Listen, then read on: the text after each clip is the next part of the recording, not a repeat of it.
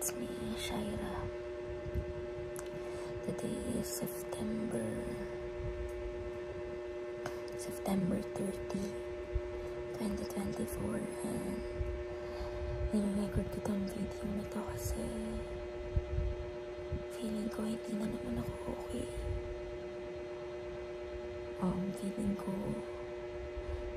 bigat-bigat na naman yung nararamdaman ko. Katapos ko lang manood ng movie.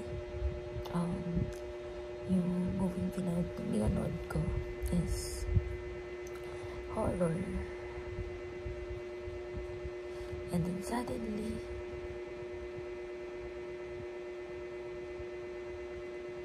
hindi ko alam ba't ganito na naman yung nararamdaman ko.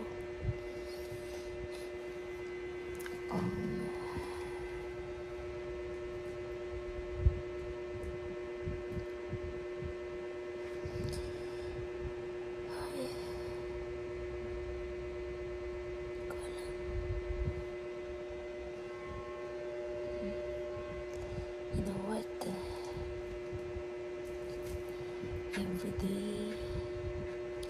Everyday ginagawa ko yung best ko.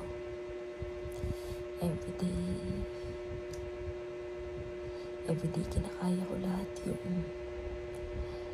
yung struggle na ako lang nakakaalam. Nasa healing stage naman ako. Pero, yun, may mga times na bigla na lang ako nalulungkot.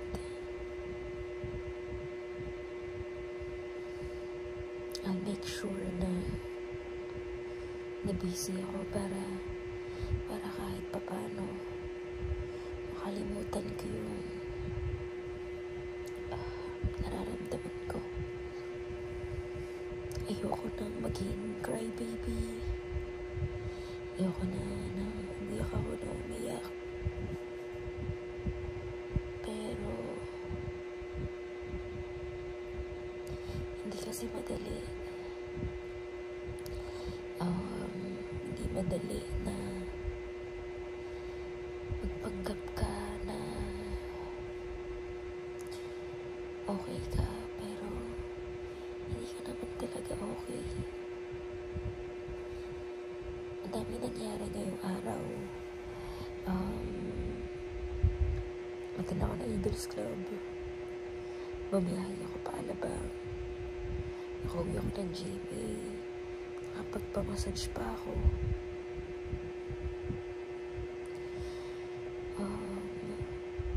Gusto ko na i-acknowledge ko lagi yung nararamdaman ko.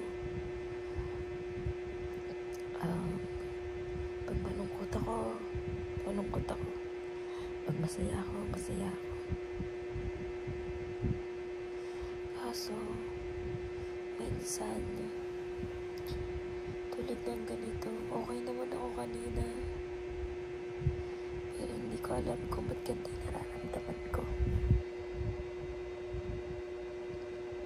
Hindi ko alam.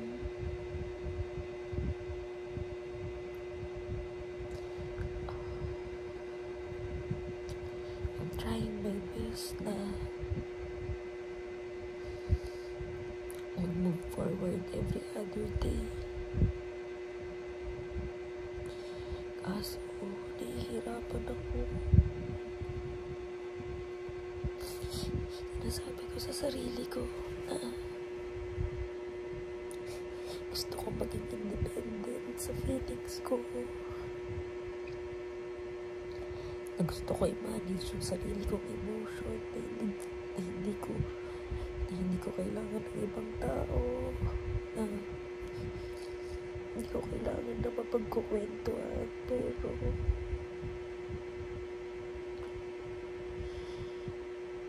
mahina lang ako, diba?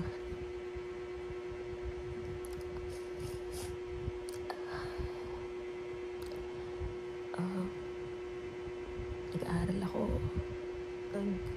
nagmamasteral ako. I try to maging busy para paano makalimutan ko yung mga nararamdaman ko. Gusto kong bumalik yung dating confidence na meron ako. Yung masasabi ko sa sarili ko na proud ako sa lahat ng ginagawa ko.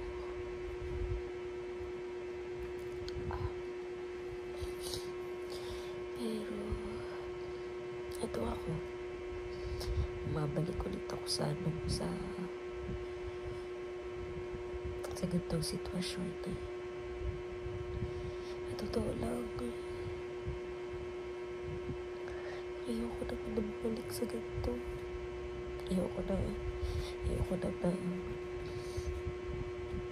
na naman stay sa kwarto para umiyak. Ayoko na hindi ako lalabas. Ayoko na magpuyat. Pero pag nalulungkot ako, yung madaling araw ko, yun yung pinakatahimik na oras ko.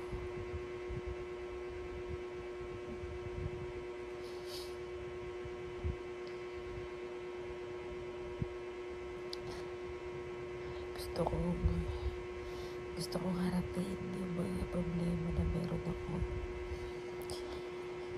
Pero may times na hindi ko kaya.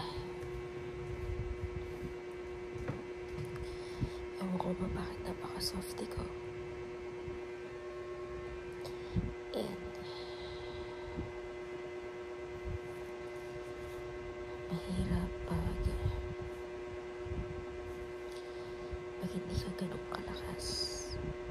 Siguro masasabi nila na yung personality ko panlabas.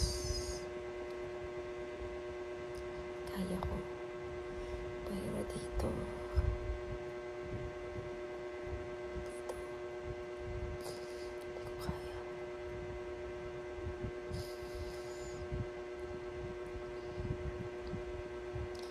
Nananalig naman ako kay Lord. Alam ko naman na hindi ako papabayaan ni Lord. Pero may times na hirap lang akong i-deal yung emotions ko. Nag-video ako kasi feeling ko kahit paano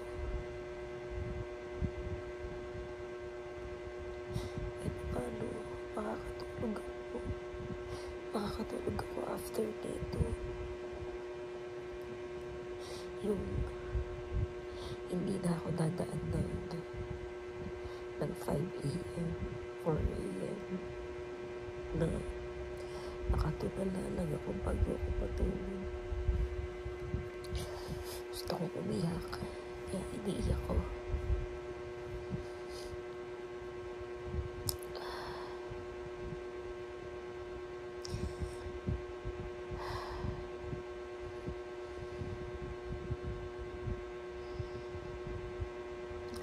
Baka pagod lang ako.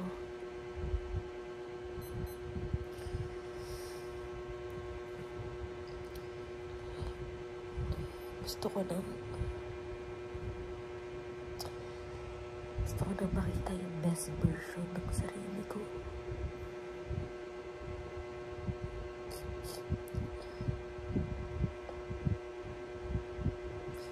Gusto ko na makita.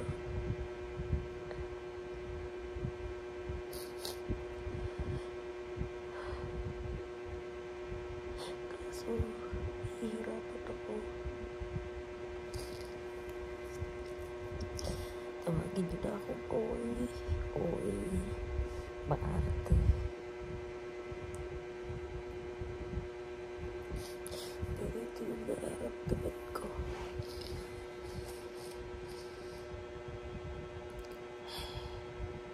I-upload ko ba ito? Hindi ko alam. Sana Lord, next time na mapapanood ko to, sana okay na ako. Sana kaya ko nang hindi yung emotions ko. Yung masasabi ko, masaya ako na hindi ko na iniisip yung unahin ng ibang tao. Hindi po, alam ko sa sarili ko na 100% masaya ako. Hindi ko gusto na hindi magawa yung mga dating ginagawa ko. Hindi ko lang siya ma-handle na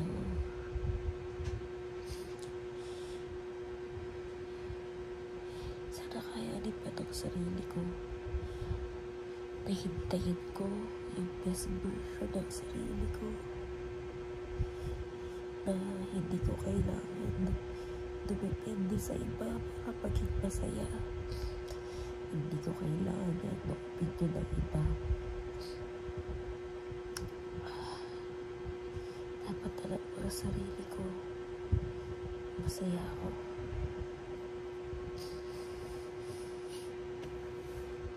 Ayun. Tingin ko okay mo na ako.